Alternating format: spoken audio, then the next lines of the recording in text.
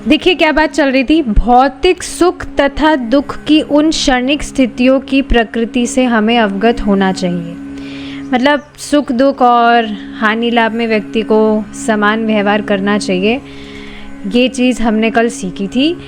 तो इस भक्ति के रेफरेंस में हमने क्या सीखा था कि ये सारी चीज़ें कुछ भी आते रहे पर व्यक्ति को भक्ति करते रहना चाहिए।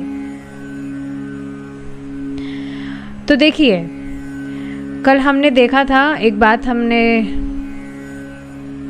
डिस्कस की थी, मतलब we will be discussing on how to control anger. Anger से रिलेटेड कुछ नोट्स मैं डिस्कस करना चाह रही थी, तो अभी वहीं से हम शुरू करते हैं। मैंने कुछ पॉइंट्स यहाँ पर नोट किए थे, कुछ ज़्यादा ही लंबा हो गया ये, पर लेट्स सी। तो देखिए पहला पॉइंट आता है, क्रोध आता किसको है वास्तव में। बहुत ही अमेजिंग पॉइंट्स है ये। देखिए जब व्यक्ति अपने आप को कंट्रोलर समझता है, कंट्रोलर की भावना रखता है कि ये चीज़ मेरे हिसाब से होनी चाहिए, जो भी सिचुएशन अभी चल रही है ये मेरे हिसाब से होनी चाहिए, मैंने जैसे प्लान किया है वैसे होना चाहिए, और वैसे नहीं हुआ तो फिर गुस्सा आ जाता है कि नहीं।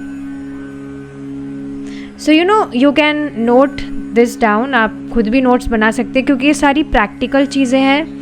मैंने इसको लिख लिया है, मैं सोच रही हूँ इसका प्रिंट आउट निकलवा के कहीं पर मैं इसको रखूँगी, ताकि जैसे कुछ गुस्सा है तुरंत इसको मैं पढ़ लूँ। और आप देखेंगे कुछ टाइम अगर आप इसका अभ्यास करेंगे, आप एंगर कंट्रोल करना आपके लिए बहुत इजी हो जाएगा, सिर्फ कुछ टाइम की प्रैक्टिस से। क्योंकि हमें कॉन्शियस होने की तो ज़रूरत है। जैसे देखिए ऐसी कुछ सिचुएशंस हमारे सामने आती है तो हम सारा शास्त्र का ज्ञान जो भी हमने सुना तुरंत हम भूल जाते हैं। लेकिन जब हम इस तरह से अपने आप थोड़ा हम सचेत होंगे और इस तरह से हम तुरंत निकाल के पढ़ लेंगे, जैसे प्रभु जी बताते हैं अफर्मेशंस वगैरह के लिए कि तुरंत आप उसको निकाल के पढ़ेंगे तो तुरंत आप देखेंगे आपका गुस्सा शांत हो जाता है, या जो भी आपका मूड उथल पुथल हो रहा है वो स्थिर हो जाता है। सो यस, जब हम कंट्रोलर की भावना रखते हैं कि ये मेरे हिसाब से होना चाहिए तब गुस्सा आता है। तो अब गुस्से को कैसे कंट्रोल किया जाए? Stop being a controller. Don't try to control things all the time. हर समय बस कंट्रोलर की भावना नहीं रखनी चाहिए। अब भाई अपने हिसाब से चीज़ नहीं हुई तो अब क्या कर सकते हैं, उसको चेंज तो किया नहीं जा सकता। दूसरा एक पॉइंट था बहुत amazing, stop seeing perfection in things. हमेशा देखिए हमारी एक्सपेक्टेशन रहती है कि हम सामने वाला जो भी कर रहा है तो वो एकदम परफेक्ट होना चाहिए, और अगर वो चीज़ परफेक्ट नहीं होती है तब भी गुस्से का कारण बनता है कि नहीं। तो परफेक्शंस के पीछे हमें नहीं भागना चाहिए, क्योंकि देखिए इस भौतिक जगत में कोई भी व्यक्ति परफेक्ट है ही नहीं, और कोई भी व्यक्ति परफेक्ट हो ही नहीं सकता है जब तक इस भौतिक देह में है, भौतिक देह में है और अपनी स्वरूपगत स्थिति को प्राप्त नहीं किया है, तब तक परफेक्शन को व्यक्ति प्राप्त हो ही नहीं सकता है। हम खुद कौन से बड़े परफेक्ट हो गए। तो ये बहुत इम्पॉर्टेंट दूसरा पॉइंट है, stop seeing perfection in things. जैसे मुझे भी बहुत ज़्यादा प्रॉब्लम हो जाती है, मुझे ये क्लीनलीनेस और जो प्योरिटी वगैरह चीज़ें हैं इसमें थोड़ा मुझे ज़्यादा रूल्स मैं चाहती हूँ कि लोग फॉलो करें, पर नहीं करते हैं। एटलीस्ट मेरे घर की बात की जाए तो बस मैं धीरे धीरे आई एम ट्राइंग कि मैं इन सब चीज़ों पर ध्यान ना दूँ।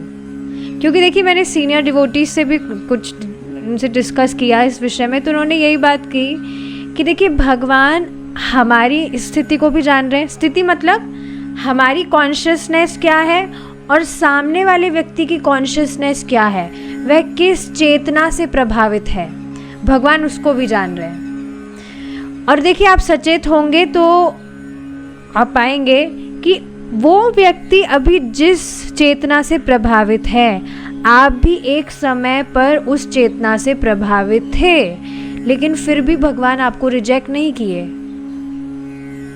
तो इसी तरह से भगवान उनको भी स्वीकार रहे हैं, उनको भी भगवान रिजेक्ट नहीं कर रहे हैं इफ़ ही और she is willing to serve Krishna. तो ये दूसरा पॉइंट समझ आ रहा है, stop seeing perfection in things. आगे देखिए, अब सपोज करिए आपको गुस्सा आने लग जाए, तो किसी पर भी अब ऐसा कुछ वो व्यवहार कर रहा है, कुछ उससे ऐसी कुछ हरकत हो गई जिससे अब आपको उस पर गुस्सा आ रहा है, तो क्या करना चाहिए? तुरंत सचेत हुए and think about 3 top good qualities of that person. कोई भी आप 3 अच्छे गुण उन व्यक्ति के, कोई भी 3 अच्छे गुण पर आप विचार करेंगे तो आप देखेंगे आपका जो गुस्सा है वो डिफ्यूज हो जाएगा। जब भी आपको किसी पर गुस्सा आ रहा है, आप विचार करिए कि उनकी अच्छे गुण क्या है, और ऑफ कोर्स वो आप भगवान के संबंध में ही देखने का प्रयास करेंगे तो ज़्यादा हेल्प आपको करेगा। दूसरा पॉइंट क्या था?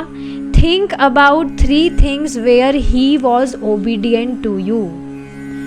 अब मान लीजिए कोई जूनियर ही है, मतलब जूनियर मतलब कोई भी हो सकता है, आपका कोई छोटा भाई हो सकता है, बहन हो सकती है, कोई डिवोटी हो सकता है, कोई भी हो सकता है, तो उस पर उसने कुछ ऐसी कुछ वो नालायकी कर दिया या कुछ उनसे गलती हो गई तो आपको थोड़ा गुस्सा आ रहा है, तो उसी समय आप क्या करिए, आप विचार करिए कि when was he obedient to you. कभी ना कभी तो उन्होंने आपकी बात मानी होगी, जो आपसे छोटे हैं, जो आपसे जूनियर है, तो क्या बात उस समय उन्होंने आपकी मानी थी, उस पर थोड़ा विचार किया जाए और आप देखेंगे तुरंत आपका गुस्सा डिफ्यूज़ हो जाएगा। और देखिए ये चीज़ एकदम से याद बिल्कुल नहीं आएगी, क्योंकि बोलते हैं ना जब गुस्सा आता है तो व्यक्ति अपना आपा खो देता है, सब कुछ वो भूल जाता है। इस वजह से you keep these things handy. आपके हाथ में फ़ोन तो हमेशा रहता ही है, फ़ोन में आप ऐसी जगह इन नोट्स को सेव कर सकते हैं ताकि आप तुरंत इसको निकाल कर पढ़ लें। कुछ दिन तक आपको खुद को ट्राई करना रहेगा, अपने आप को याद दिलाने का कि मैं तुरंत निकालूं और मैं पढूं और उस तरह से व्यवहार करूं। फिर बाद में आप देखेंगे अपने आप ही बहुत इजी हो जाएगा, स्वाभाविक हो जाएगा टू कंट्रोल एंगर। मुझे ये थोड़ी प्रैक्टिकल चीज़ें लगी थी, इस वजह से I note it down and I am discussing it here. अच्छा, अगला पॉइंट क्या है? जब भी अगली बार ऐसी कुछ सिचुएशन आए which is making you furious, आपको गुस्सा आ रहा है, कुछ भी आप कोई सिचुएशंस आप नहीं हैंडल कर पा रहे, तो उस समय आपको क्या याद करना है? That this is the result of your own past Karma. देखिए इस बात को आप समझिए, कोई भी चीज़ हमारे आसपास में हो रही है वो बाय चांस बिल्कुल भी नहीं हो रही। जो भी व्यक्ति हमारे पति हैं, हमारे बच्चे हैं, हमारी माता है, पिता है, वो बाय चांस हमारे माता पिता नहीं है। बाय चांस कोई भी व्यक्ति हमसे जो भी व्यवहार कर रहा है वो बाय चांस वैसा नहीं कर रहा है। ये हमारे खुद के जो पहले के जो भी हमारे कर्म रहे हैं उसका रिजल्ट हमारे सामने है। नहीं तो आप सोचिए ना, क्यों जो पर्टिकुलर माता आपकी है वही आपकी क्यों माता है? कोई दूसरी माता आपकी माता क्यों नहीं हुई? वही डिज़ाइन की, उसी नेचर के डिज़ाइन की, उसी बिहेवियर की डिज़ाइन की क्यों हुई? Because of your own past Karma.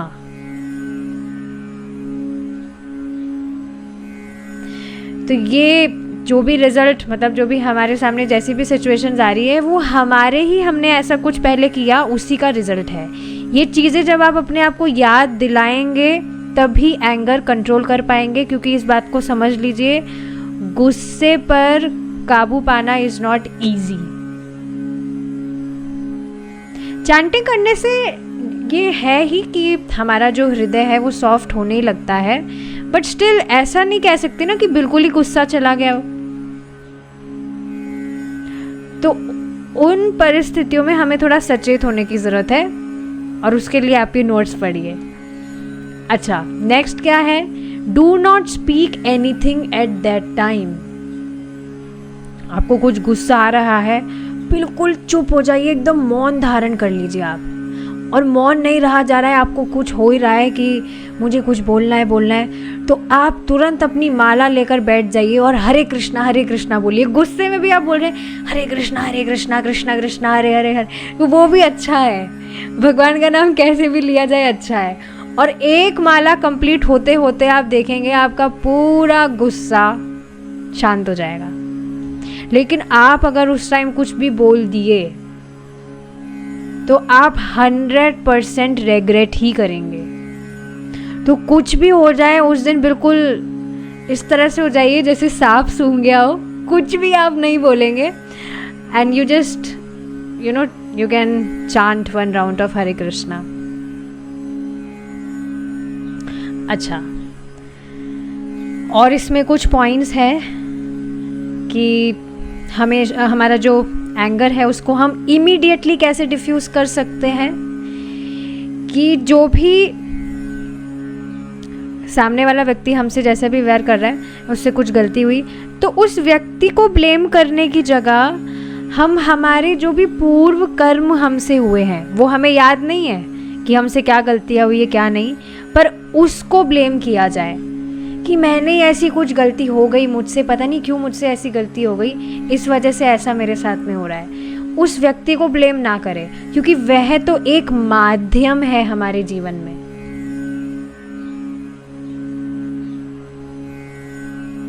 ठीक है, वो जो व्यक्ति है वो तो इनोसेंट है, वो तो एक माध्यम की तरह है। आई एम द कल्प्रिट, मैं वास्तव में गुनहगार हूँ जिसने अपने पास्ट में कुछ गलत किया था। और एक और इस लाइन को आप लर्न कर सकते हैं कि मेरा जो ईगो, मेरा जो ये मिथ्या अहंकार है, इसकी वजह से क्रोध जनित हो रहा है। मुझे गुस्सा नहीं आ रहा है, मैं तो आत्मा हूँ, आत्मा में कोई गुस्सा वगैरह नहीं होता है, लेकिन ये मेरा जो मिथ्या अहंकार है, हमने कल पढ़ा था ये कि आत्मा पर 2 कवरिंग्स है, सूक्ष्म शरीर की और स्थूल शरीर की। तो ये जो सूक्ष्म शरीर है, मिथ्या अहंकार, इसकी वजह से गुस्सा आ रहा है। तो मैं गुस्सा नहीं कर रहा हूँ क्योंकि मैं तो आत्मा हूँ, my ego is getting angry. इस तरह से हम अपने आप को याद दिला सकते हैं। और देखिए, जब भी आपको सामने वाले व्यक्ति से कुछ क्रिटिसाइज आपको सामने वाला व्यक्ति कर रहा है, आपको गाली निकाल रहा है, आप वो दोष, बहुत सारे दोषारोपण कर रहा है, आप या आपको कुछ फीडबैक दे रहा है कि देखिए आप है ना यहाँ पर गलत है, वैसे इतने प्यार से कोई बोलता नहीं है, वो गुस्से में वो कुछ बोलेगा कि तुम्हारी ये गलती है, तुम ऐसा कैसे कर सकते हो, तुमने ये कर दिया वो कर दिया। तो उस समय यू कॉन्टेम्पलेट ऑन दैट कि सामने वाला मुझे जो क्रिटिसाइज कर रहा है कि हाँ मुझ में, मेरी उसमें गलती रही ही है तभी तो वो क्रिटिसाइज कर रहा है, मुझसे कुछ गलती हुई है तभी तो ऐसा हो रहा है। सामने वाला मुझे कुछ फीडबैक दे रहा है तो हाँ, मतलब मुझे उस पर कॉन्टेम्पलेट करना चाहिए कि हाँ ये बात सही है। तो उसको एक इंडिकेशन की तरह लेना चाहिए ताकि हम अपने आप में कुछ चेंज ला सके। लेकिन इसमें आपको थोड़ा सतर्क रहना पड़ेगा क्योंकि सामने वाला व्यक्ति हो सकता है आपको कुछ गलत ही क्रिटिसाइज करे कि तुम तो चोर हो, तुम तो उचक्के हो, तुम ये हो वो, तो उस क्रिटिसिज्म को हम एक्सेप्ट नहीं करेंगे। ऐसा कोई कुछ बोलता भी नहीं है वैसे, पर हाँ, यू जस्ट कॉन्टेम्पलेट जो भी व्यक्ति वो कह रहा है कि ऐसा वो कह क्यों रहा है। तो ये तो बात हुई थी हमारे साथ में। अब सामने वाला व्यक्ति अगर हम पर क्रोधित है तो उससे कैसे व्यवहार किया जाए, इसके लिए भी कुछ पॉइंट्स है, थोड़े से, ये ज़्यादा नहीं है, कि अगर कोई सामने वाला व्यक्ति हम पर गुस्सा हो रहा है तो हमें क्या चीज़ें नहीं करनी है उस समय। एक तो हम इस पर क्या डिस्कस करेंगे कि क्या हमें नहीं करना है उस समय और हमें क्या करना है। तो सबसे पहले हम डिस्कस करेंगे कि सामने वाला व्यक्ति अगर हमसे क्रोधित है तो उस समय हमें क्या नहीं करना है। एक तो हमें उसकी नकल नहीं करनी है उस समय। देखिए ऐसा होता है, सामने वाला गुस्सा होता है तो उसको और उत्तेजित करने के लिए उसको और, ताकि वो चुप हो जाए, तो उसको और उत्तेजित व्यक्ति कर देता है। उसकी नकल करके वो कुछ भी बोल रहा है तो उसके शब्द हम मिमिक कर रहे हैं, या उसके एक्शंस को हम मिरर कर रहे हैं। वो कैसे भी अपने हाथ दिखा रहा है, पैर दिखा रहा है, कुछ भी वो एक्सप्रेशंस कर रहा है, तो उनको मिमिक करने से क्या होगा, वो व्यक्ति और उत्तेजित होगा। तो ये चीज़ें हमें नहीं करनी है। और जो भी वो गुस्सा कर रहा है, तो उसके गुस्से को सप्रेस नहीं करना चाहिए। समझ रहे हो इस बात को? कई बार क्या होता है, सामने वाला गुस्सा कर रहा है तो हम उसको बस चुप करा देते हैं, अज्यूमिंग, मतलब हम उसको ये साबित करना चाहते हैं कि वो हमसे इंफीरियर है। तो आप उसका बस मुंह बंद कराने में रहते हैं, उसको कुछ भी आप बोलेंगे। तो ये सारी चीज़ें आपको नहीं करनी है। अब करना क्या है, जब भी कोई व्यक्ति गुस्से में है तो देखिए, सबसे पहली चीज़ आपको क्या करनी है, ये स्वयं युधिष्ठिर महाराज ने भीष्म पितामह से पूछा था। तो भीष्म पितामह ने भी यही उक्ति दी थी कि उस समय आप शांत रहिए, कुछ भी नहीं बोलना है। उससे होगा क्या, अगर आप कुछ भी नहीं बोलेंगे, सामने वाला व्यक्ति आपको क्रिटिसाइज कर रहा है, आपकी निंदा कर रहा है, तो फिर आपके जो भी पाप है, आपके जो भी अपराध है, वो अपने सर उसने ले लिए, अगर आप चुप रह गए तो। लेकिन अब आप भी उसकी तरह बोलने लगे तो फिर गेम खराब हो जाएगा। तो क्या चीज़ करनी है कि उस समय उसको कुछ रिप्लाई नहीं करना है, उसकी बस आप सुनिए वो क्या क्या बोल रहा है। You just become an observer. उसके क्रोधीले शब्दों का आप उत्तर बिल्कुल भी नहीं देंगे। लेट हिम स्पीक, उसको बोलने दीजिए। बोलने से भी आपको पता है, कोई भी व्यक्ति बोले जा रहा है, उससे भी उसका जो गुस्सा है वो डिफ्यूज होता है। अगर आप उस पर रिएक्ट नहीं कर रहे हैं, उसको जवाब नहीं दे रहे हैं, सामने वाला ही बोले जा रहा है, वो कब तक बोलेगा वो। तो ऐसे बोलते रहने से भी उसका एंगर जो है वो डिफ्यूज हो जाएगा। तो आई होप ये सारी बातें आपको समझ में आई होंगी। आप इनको प्लीज़ नोट डाउन कर सकते हैं। ये बहुत प्रैक्टिकल चीज़ें हैं सारी, जो आपको हेल्प करेगी। This will help. So yes, moving forward now. देखिए, यहाँ से कंटिन्यू करेंगे जहाँ पे हमने कल छोड़ा था। इतने पर भी यदि कोई व्यक्ति इतना भाग्यशाली है कि वह आत्मा को समझता हो और दिव्य ज्ञान के प्रति रुचि रखता हो, तब वह शरीर तथा मन से संबंधित सांसारिक सुख दुख के होते हुए भी उदासीन रहेगा और दिव्य शांति का रसास्वादन करेगा। वास्तविक शांति केवल जीवन की ऐसी ही दिव्य अवस्था में प्राप्त की जा सकती है। वास्तविक संतोष की अवस्था यही है।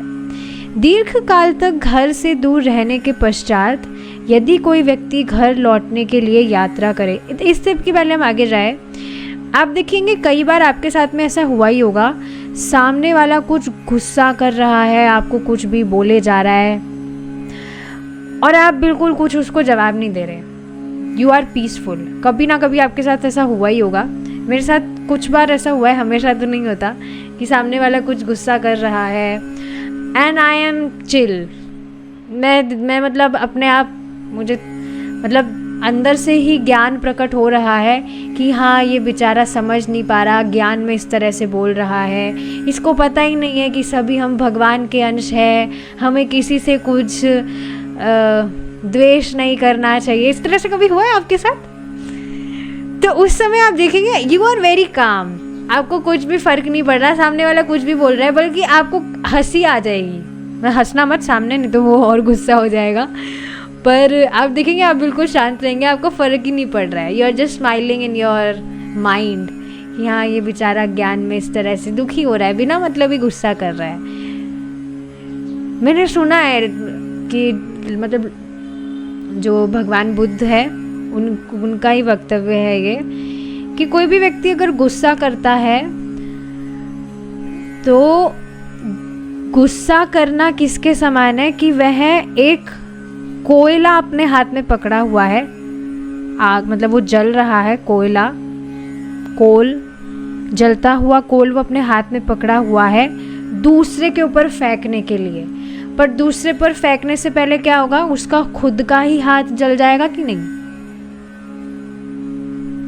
तो हाँ, मुझे ये मुक्ति याद आ रही है, कुछ भी आई एम चिल, वो बेचारा बिना मतलब ही गुस्सा कर रहा है, कोयला वो मुझ पर फेंकने का प्रयास कर रहा है, वो खुद ही जल रहा है लेकिन पहले। तो उस समय कभी दिमाग में आया होगा, एटलीस्ट मेरे दिमाग में आया कि कितना अच्छा होगा कि हमेशा से ही हम ऐसे सम रह जाए, कुछ भी सामने वाला कुछ भी हमें कुछ भी प्रोवोकिंग सिचुएशन हमारी लाइफ में आ रही है और हमें कुछ फ़र्क ही नहीं पड़ रहा है, वी आर जस्ट चिल, हम आराम से शांति से बैठे हैं, हमारा भजन कर रहे हैं, हम कुछ प्रभावित नहीं हो रहे हैं। पर ऐसा हो भी सकता है, पर इसके लिए बस अभ्यास की ज़रूरत है। जब हम सचेत रहेंगे, बार बार अपने आप को ये सारी चीज़ें हम याद दिलाएंगे जो हम पढ़ते हैं, तो आप देखेंगे इन सारी सिचुएशन से डील करना बहुत ईजी होता चला जाएगा।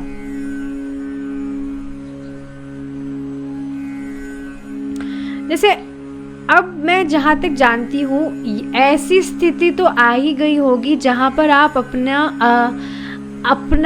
मतलब किसी को अपना शत्रु नहीं मानते होंगे।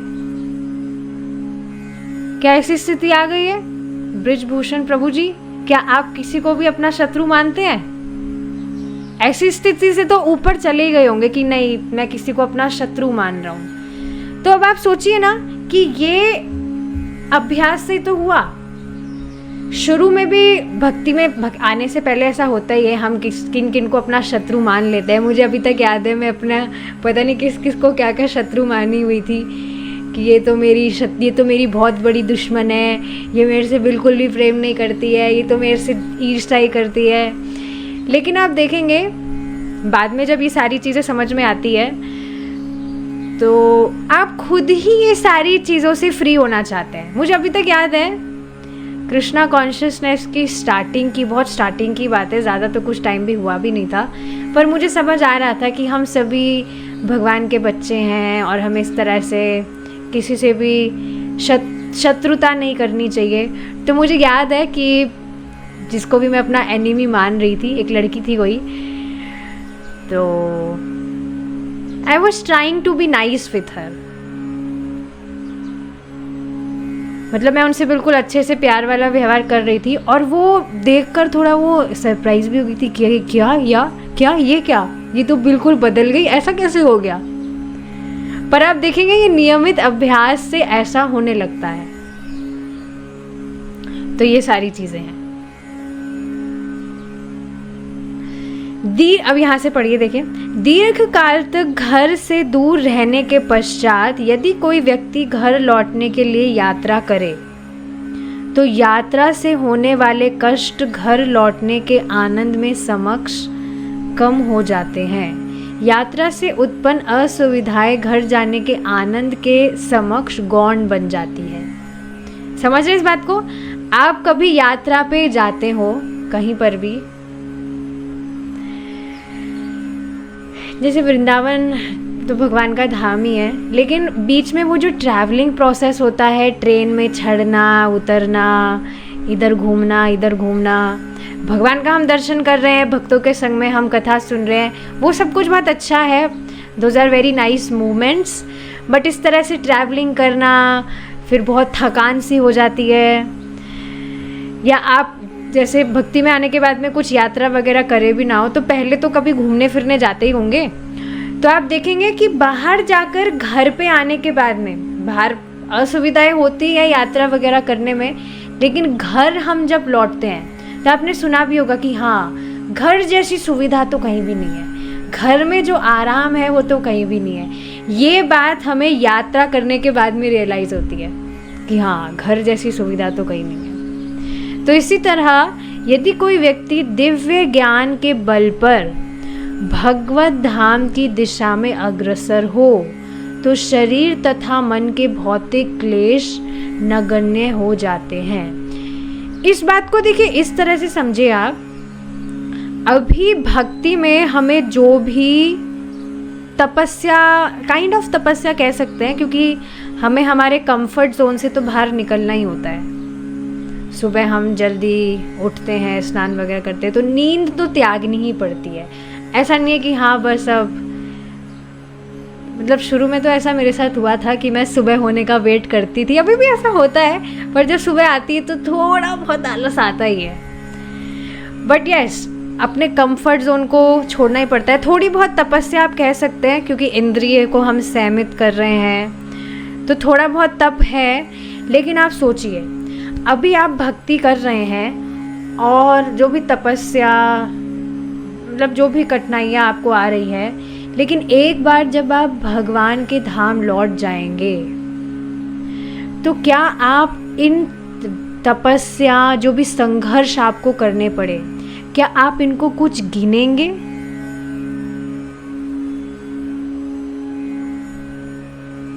कुछ भी नहीं गिनेंगे। अभी भी आप देखेंगे, अभी आप भक्ति में जिस भी स्तर तक पहुंचे हैं, तो काफ़ी परिश्रम तो हुआ ही है। ऐसे ही फ्री में तो हलवा नहीं मिल गया है। नियमित रूप से हमने भक्ति की है, नियमित रूप से हम भगवान का प्रसाद पा रहे हैं, इंद्रियों को हम संयमित किए हुए हैं, बाहर का ऐसे कुछ नहीं खा रहे हैं, या भौतिक वार्ता हम नहीं कर रहे हैं। मतलब ट्राई करते हैं ज़्यादा से ज़्यादा बचे, जो भी भौतिकतावादी लोगों का संग है उनसे हम बचते हैं।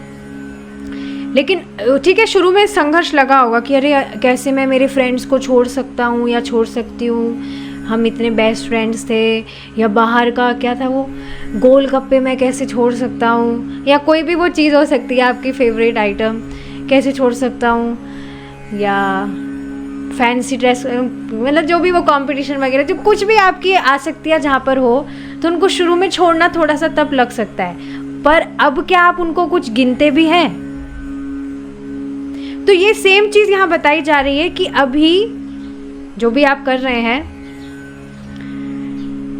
दिव्य ज्ञान के बल पर आप भगवत धाम की दिशा में अग्रसर हो रहे हैं, तो शरीर तथा मन के भौतिक क्लेश नगण्य हो जाते हैं। सभी प्रकार के सुखों तथा दुखों की अनुभूति का कारण इंद्रिय बोध है। रूप, स्वाद, गंध, शब्द तथा स्पर्श विभिन्न इंद्रिय बोध है, जो मन के साथ मिलकर सुख या दुख उत्पन्न करते हैं। तो देखिए, हमारे लिए सुख और दुख क्या है? हमारे सेंसेस के जो एक्सपीरियंसेस हैं वही हमारे लिए सुख हो जाते हैं या दुख हो जाते हैं। जैसे अभी हमने सपोज करिए कुछ भी खाने का आइटम का ही एग्जाम्पल हम लेते हैं, उसी से ज़्यादा बातें समझ में आती है मुझे कि जैसे कुछ भी बनाया, कुछ भी आइटम हमने बनाया और वो एकदम परफेक्ट बन के आया। कुछ भी वो हो सकता है, sambar dosa for example, south Indian sambar dosa आपने बनाया, डोसा आपने बनाया, एकदम इतना शानदार क्रिस्पी वो बना, एकदम उसका जो शेप है वो भी अच्छा बना, क्रिस्पी एकदम, टेस्ट भी एकदम अच्छा, तो हम उसको ही सुख मान लेते हैं। अब वही डोसा देखा, अरे तवे पे पूरा चिपक गया, ना उसका कुछ शेप बैठ रहा है ना कुछ, तो हम दुखी हो जाते हैं। गर्मियों का टाइम है, बढ़िया लाइट्स आ रही है, एसी कूलर वगैरह चल रहा है, तो वो हमारे लिए सुख होता है। जैसे ही लाइट्स चली गई, हमारे लिए वो दुख हो गया।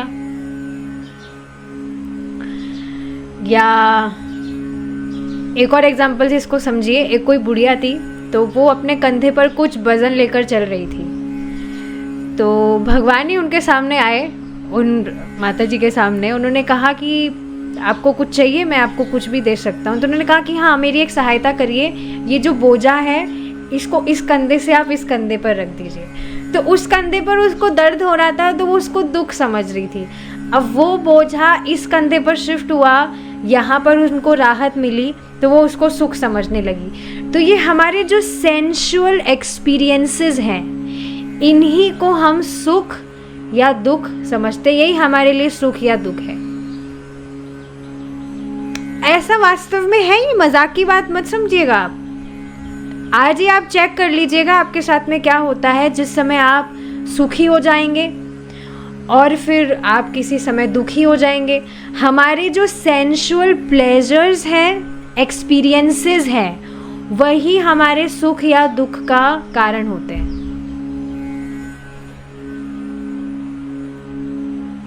ये चीज़ें हैं।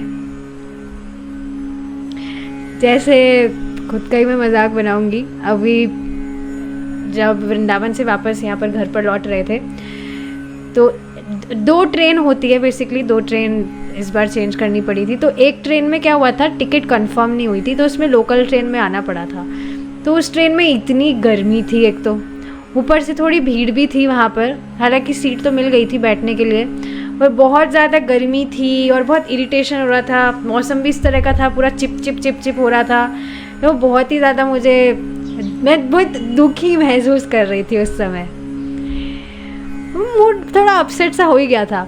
पर नेक्स्ट ट्रेन हमने पकड़ी, अब वो बढ़िया एसी वाली थी, उसमें हमारी टिकट वगैरह सब कंफर्म, तो बस उसमें बढ़िया मैं सुख अनुभव कर रही थी। बढ़िया एसी चल रहा है, कुछ चिप चिप चिप नहीं, गर्मी वर्मी नहीं लग रही।